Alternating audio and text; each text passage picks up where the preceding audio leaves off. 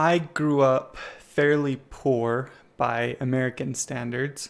I'm the oldest of 6 kids, so I have 5 younger brothers and sisters.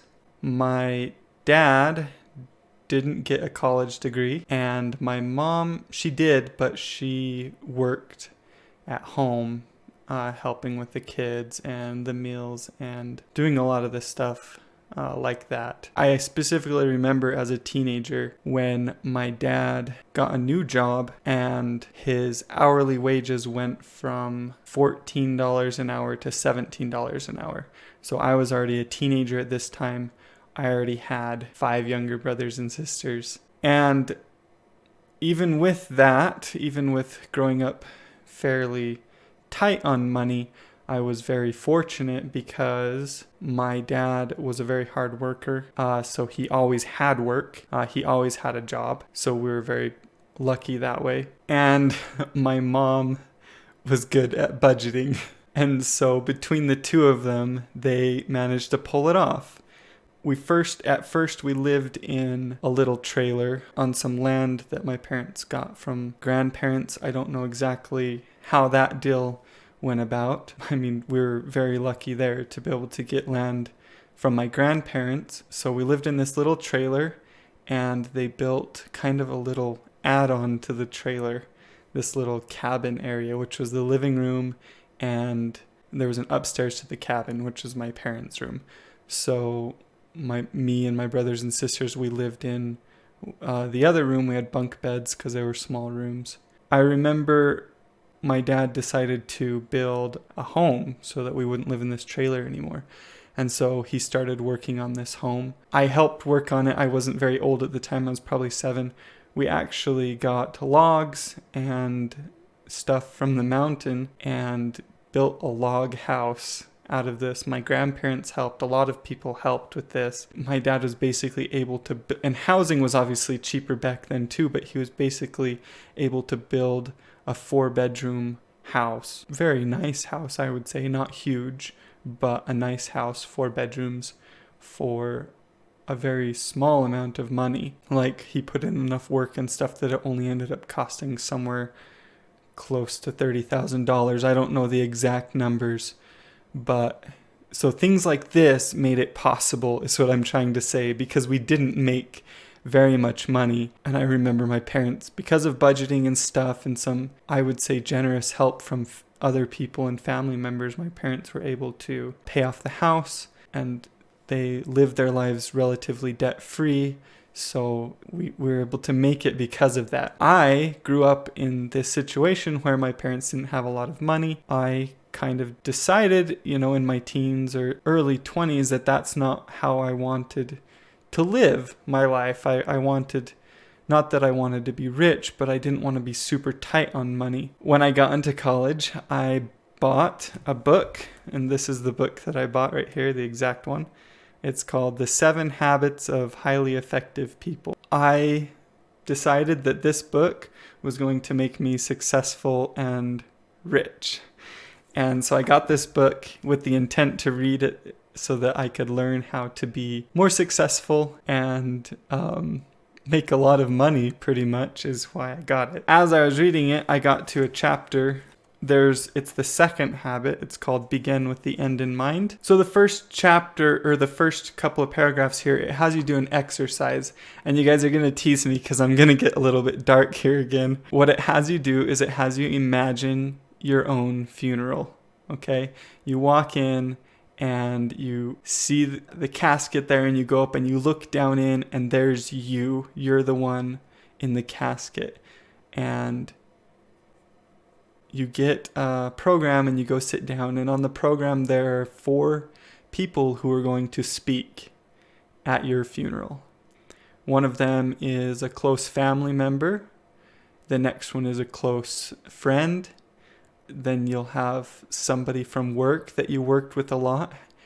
And lastly, it would be someone from a group or organization like a church or community where you basically gave service to your community, the area where you lived, some way that you contributed to the community, and a person from that. And it has you it has you imagine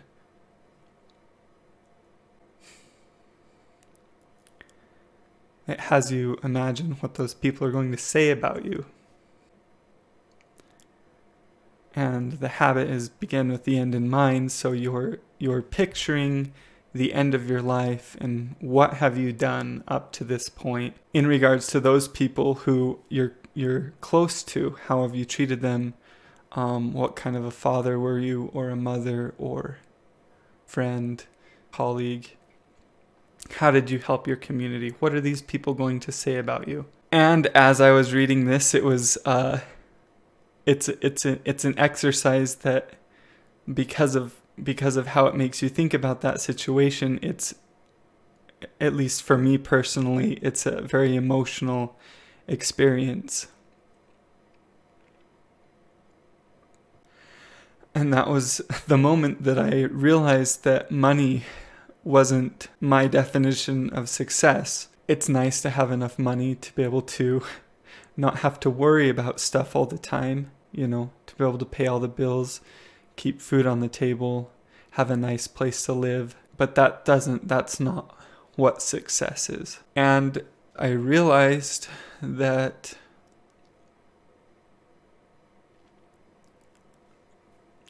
my parents,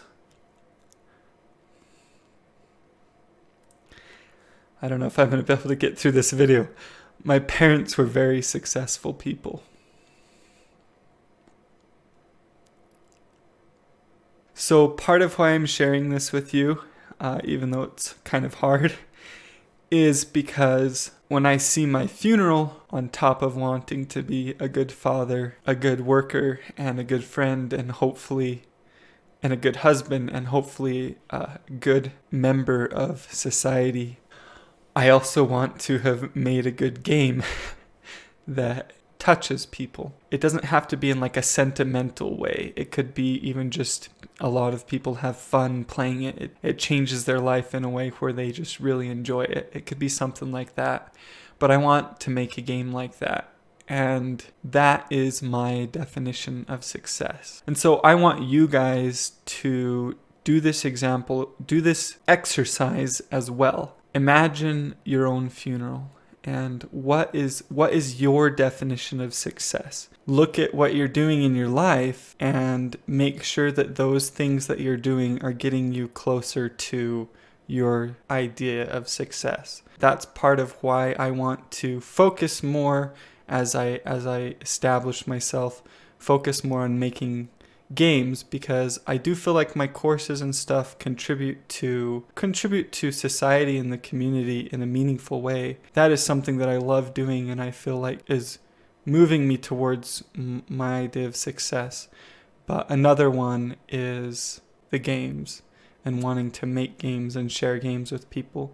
And that's one of the things that I don't feel like I've been doing in my life as much, and I'm trying to find ways to be able to do that. Whatever it is for you, whatever's important to you, whatever you want to do before you die, make sure you know what that is. Because when I was 22 and I went to the store to buy this book, I didn't know what that was. I didn't know what I defined success as. Thank you guys so much for watching this video. I'm sorry I got kind of emotional, but I think it's an important lesson and I wanted to share it with you guys. I hope you enjoyed it. Give it a thumbs up if you did, and I will talk to you guys later.